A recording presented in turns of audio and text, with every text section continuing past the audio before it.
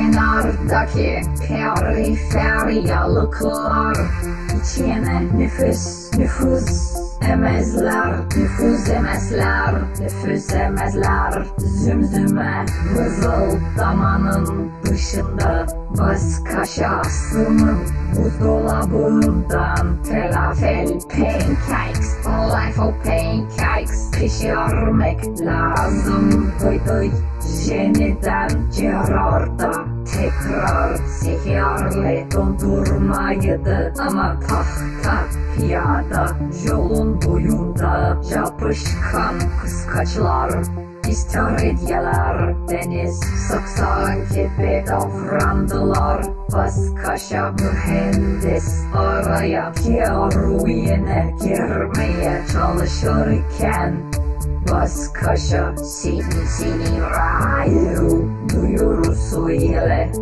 af başlayın, yıkıma ihtiyacım lazım. Day dışında. Adım Ayşe.